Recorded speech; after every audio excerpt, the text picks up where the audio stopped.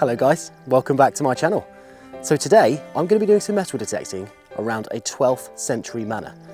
The manor house has got lots of history.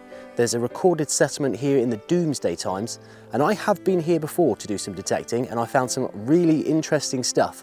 The actual field I'm going to go into today I've never ever been in, so hopefully guys we're going to get some good stuff. If you want to see what I find today, please consider subscribing below and continue to watch, and I will see you all on the very first hole.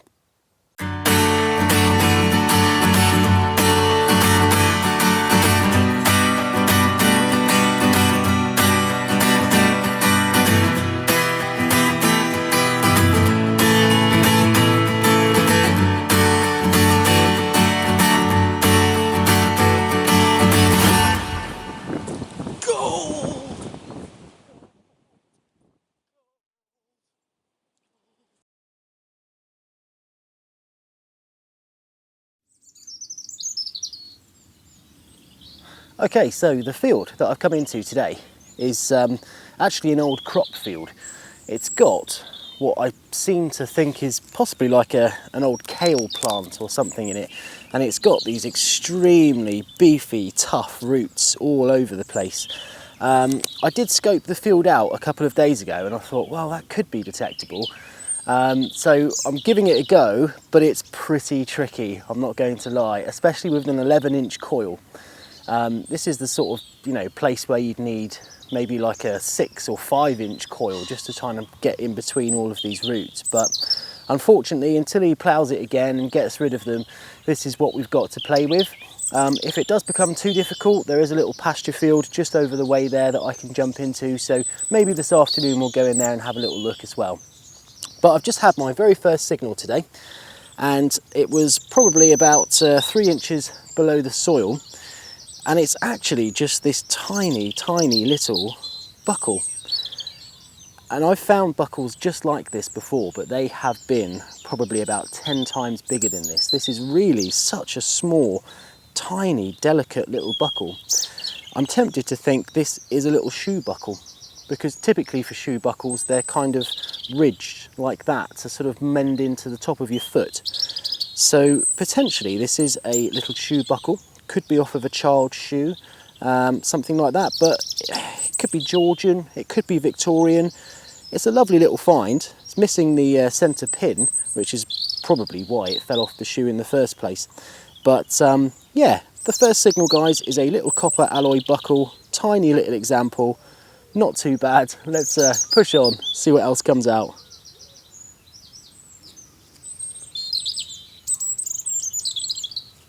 So I've just had a really interesting little signal down here. I've pretty much walked all the way along this field now, and I'm pretty much at the other end where the other hedge is. In the corner of the field near the trees, had this absolutely wonderful 67, 68 on the VDI. And yeah, it's made of copper alloy, obviously. But what makes me think this is quite interesting are these little pins and rivets. Now, this style of rivet and pin is very stereotypical of the medieval period, and I know that because I've seen examples in museums, and also, if you remember on a previous video that we did, Mr. Tweed found a medieval cooking implement, and it was confirmed as medieval, and it had exactly the same types of rivets and pins on this one as well. So yeah, it's quite obvious this is fairly old. It's obviously a few hundred years old, but I don't know what it is. It could very well be something to do with leather, so it could have held to a leather strap or something like that, but it could also have been something to do with wood, maybe. But it's definitely medieval. I mean, I would say this was around, 1400, something like that. It's just a shame I can't tell you any more about it at this stage. There are so many little pieces of metal like this with these types of rivets in that must have had some type of use, but I'm afraid they're pretty much lost to history. It's a long shot, but if anyone can help me out there, ID this one, feel free. I always appreciate your feedback and your comments, so do comment below. But yeah, find number 2 is medieval, so it's a pretty good start, isn't it? Okay, so something really cool has just happened, guys. I was detecting, probably about in the middle of the field now, sort of made another pass all the way down through the middle, and I had a target. Now it didn't even sound like that great. It was sort of like 73, 74, something like that, and I thought I would dig it. It was relatively deep. I'd say it was probably about 5 to 6 inches down, and when I first pulled this out, I was like, oh, that's nothing that great. And I sort of had to double take when I realised what this is, because guys, this is actually a really cool little find. What I've actually found here, guys, is what's known as a seal matrix, and it's a really interesting one. This looks to me like a medieval one. The reason I know that is because I have found a couple of these before in the past, but I've never ever found one this intricate with this kind of detail before. Yeah, I mean, this actually looks like it's a chest piece seal matrix. And the reason why they called them chess piece seal matrices is because they looked a little bit like chess pieces, and experts reckon that they were almost designed a little bit in that way, because you could use them for two things. You could use them as a gaming piece, as a chess piece on a board, but their primary use was actually to stamp somebody's signature into a wax seal. Now, these wouldn't have just been carried by anybody. Seal matrices would have been carried by, you know, important people that needed to sign documents, tradespeople, lord of the manors, people, holy people, monastic people, those sorts of things. So these weren't just really by the average Joe. And what I do know from finding a few of these in the past is that the more intricate they are, the more prestigious the person that owned it probably was. I suppose you could assimilate it a little bit to like cars these days. You know, you've got a really fancy car, you're probably earning a lot of money and you're doing quite well for yourself. But if you're driving around in an old banger, then, you know, either cars aren't a factor in your life or you just don't earn that much. And I suppose seal matrix are very similar. You can get these in silver and gold as well. And they've been known to come in silver from, I think, the sort of Tudor period onwards, and as well as gold, so they would have been really valuable things. But oh my god, I can't believe I found this today. This is such a great find, guys, honestly, so good. So these can tell you a lot about the person that owned it, because although they are kind of pattern made from the base up, the actual emblem or the matrix on the bottom is very unique to the person that actually owned the seal matrix. So, you know, you can by looking at the right historical documents actually try and trace who this belonged to. Sometimes, and the really crude early ones hardly come with a legend around the outside at all. They can actually just come with quite a simple little sort of picture of an animal or something to do with maybe what this person was involved with. So, for instance, you know, if he was a fisherman or a tradesman and he traded fish, then you might see some type of fishing emblem on the bottom. And sometimes you would see his name as well. So the earlier they are, the less details they have on the bottom and the more crude they are. And I mean, without cleaning this up too much, guys, this does look relatively crude. I can't see any writing on here at all. So it's so beautiful. It's absolutely beautiful. This could be 1300s, 1400s. I'll have to have a look online to see if I can see another example of one like this, but honestly, guys, this is such a cool find. This can open up a whole kind of plethora of research, because, you know, if I can find out who this belonged to and whether they resided here where this kind of manor ground was, then you know, I found an item 800 years later that I can pin to a certain person, and now I can find out what he was doing in his lifetime. That's how cool these things are. So awesome. Got a really nice signal here, 84. Now that's a solid 84. It's not wavering off of 84 in any direction, so chances are this will be another nice little copper alloy find, guys. So let's try another live dig. Obviously we're finding some good stuff in here today, so hopefully we get something good.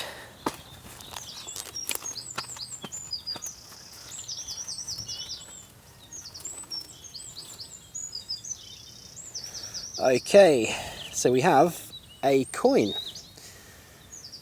but it's another copper alloy coin with 0 detail on it, unfortunately, guys. Oh, this is what's known as a crusty old coin, all right. Is this a coin or is this a button? I actually think this might be a button, because I can see the little pitted bit on the back where the shank would have been. So yeah, it's just a crusty old button, guys. Typical. You do a live dig, nothing comes out at all. That's just the way it goes.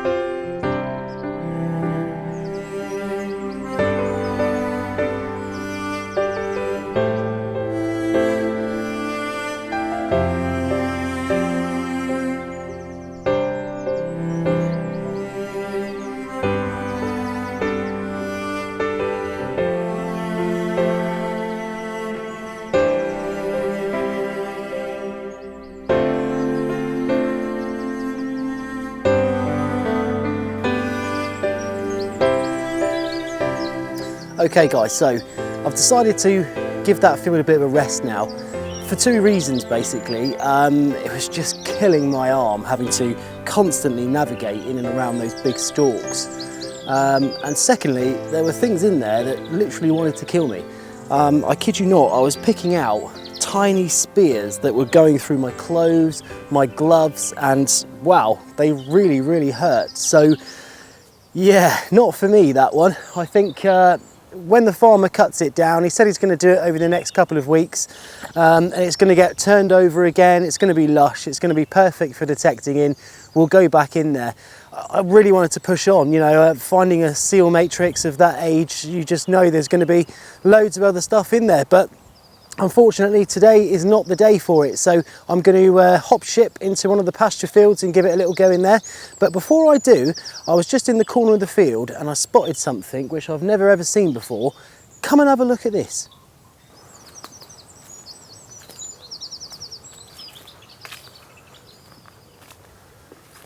Okay guys, so as far as I can tell, this is like a little sunken lane. And I've just had a little look on the maps for this plot, and it appears that this old sunken lane comes from the river all the way down there, goes through 2 orchards, and then I follow the path of it all the way up, and it actually leads straight into the heart of the old manorial complex. So it pretty much goes straight to the manor house.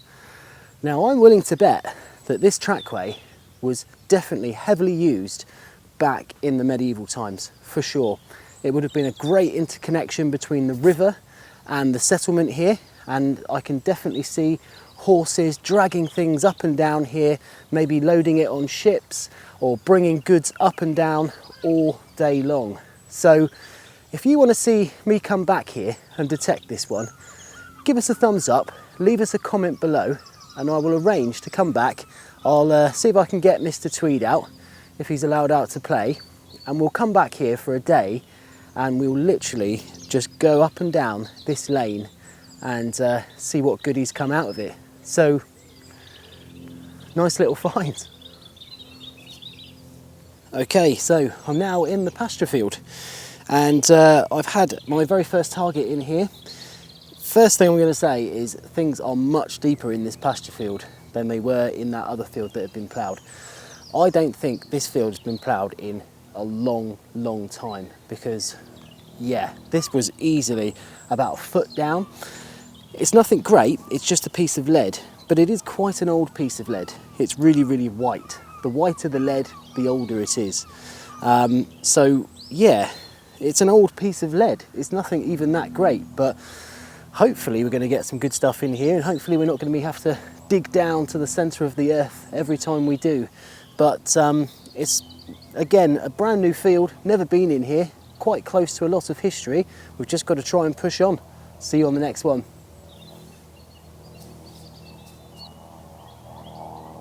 So I've had another target, and at first I didn't know what this was. It was black, it looked horrendous, it was very heavy, and it was metal, but I had no idea what it was. But I think I've just cracked it. So what I actually think this is a medieval pot leg. And the reason why I think that is because it's certainly made of bronze and it's the right shape. But unfortunately, unlike most of the other pot legs that I find that are in relatively good condition, considering it's a heavy bronze item, this one is absolutely ruined. And it actually looks like it's been thrown into a fire as well. Now that's quite interesting, because that means that essentially during those times, when this pot leg broke off the pot, they probably put the pot leg in the same fire that they were actually cooking with on the main pot. I don't know that for sure, it's very much a theory, but this looks like it's been absolutely roasted. It's got pretty hot to the point where the bronze has actually started to deteriorate, and it's very likely that somebody maybe was here cooking, making a meal, maybe for the workers in the fields, and when the pot leg broke off, they just thought, well, not going to bother getting it mended, I'll throw it into the fire, out of sight, out of mind. But yeah, there we are guys, a nice medieval pot leg. Okay, so what we've got here is a nice target, but a really faint target. It's coming in at around 63 to 65, pretty consistent, but very faint. So I think this is either going to be something deep or it's going to be something small. And I'm willing to bet that it's going to be something deep, judging by the other things we've had in this field.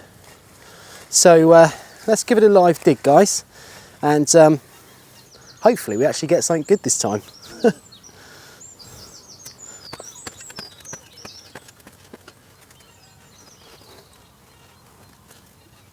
Okay guys, so I've actually got it in my hand right now, so let's have a look and see if we can find it. Here we go. And what is it? What is it indeed? To me that just looks like a piece of junk metal. Typical on a live dig. Yeah, I don't think there's anything on that, guys. There's nothing noteworthy on that.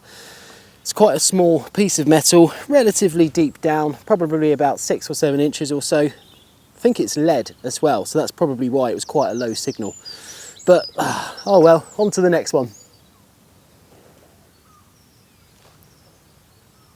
Oh wow, guys. You are not going to believe what I have just found in this pasture field. It's a hammered coin. Oh my word. It literally is a hammered coin, guys. It was quite near to the gate, actually, and not too deep. It came in at quite a low number. I think, yeah, it was about 71, something like that. So typical of a small silver hammered coin. But, oh, I can see the shield on the front of it. So this, I think this is an Elizabeth I silver hammered coin. So this is what, a Tudor coin. This is going to be around the 1500s. Solid silver, hammered into shape. So you've got to think, this coin was minted around the time that, you know, the Armada was fighting the Spanish, and all the kind of piracy started and things like that. And wow, it's actually got some really nice detail on this one as well, to be honest with you. Really, really nice detail. So I'm just cleaning up the back here very, very gently. I obviously don't want to clean it too much because although silver's quite a hard metal in comparison to like a bronze coin, you still don't want to rub it too much because you could rub some detail away, especially some of the lovely patina that's been on the coin since it was dropped. But on the back here, I can actually see Queen Elizabeth II's bust, and just behind her bust I can see two little dots. Now those two little dots to me mean that this is a half groat, which is about right, because it's obviously smaller than the sixpence, a little bit sort of smaller than the threepence. I would say this is definitely a half groat. So we've just gone and found an absolutely stunning condition Elizabeth I hammered coin, half groat, in this pasture field. Wow, this is turning into be a really good day. And it's the beginning of spring as well. I mean, really, the season's just beginning. Okay, the grass is going to grow now and it's going to get bigger. So a lot of the pasture fields that you could probably do in the winter become a lot more difficult to do in the summer because the grass grows. So you have to wait for them to be eaten by the animals or cut down by the farmer. But I am certainly going to have a good old go in this field with what we've found so far. Wow, I just, yeah, totally speechless about that, guys. A lovely, lovely hammered coin. Wicked. So I've just had another coin here, guys, and at first I thought it was just going to be another crusty coin, but I've given it a bit of a rub because I didn't think I'd be able to do much more damage to it, and I can actually see something on this one which is a testament to a pasture field, because it's not had fertilizers on it and it's not been ploughed up, so it's kind of kept some of the detail in this old bronze coin. And it's a George II, would you believe? You can see it clear as day. You see the two eyes just above his head, and obviously the portrait of George II there. A really early 1700s coin. How cool. Hardly ever find them in good condition, yet in here they are in very good condition, which is great because, like that hammered, which was also in very good condition, seems anything we find in here is going to be pretty good. So we've got about an hour left. Wish me luck. So I've just had this absolutely corking signal down here, and oh my god, it took some digging out. This thing was deep. Probably the deepest thing I've found in this field so far, but the amazing pasture field strikes again. I've just had a cartwheel penny, and it's a beauty as well. Absolute beauty. I mean, I reckon if I was to clean this up properly and rinse it in some deionized water, I'd probably get some nice detail from this. In fact, I'm going to do it and I'll stick it on the video for you. But this is a George III cartwheel penny, 1797. Oh my god, this field keeps delivering. I love it. It's a shame I didn't come straight in here, but then I wouldn't have found that lovely seal matrix. So, you know, just goes how it goes, I suppose. So there we are, guys. We are now at the end of our fantastic day's metal detecting. Oh, it's been so good. The sun was shining, the birds were singing, and we actually had some great finds for a change. That seal matrix is just, you know, mind-blowing. If I could find one of those every time I went out, I would be truly happy. Obviously a lovely little hammered coin, lots of little buttons and buckles. You just can't ask for any more. What a fantastic day.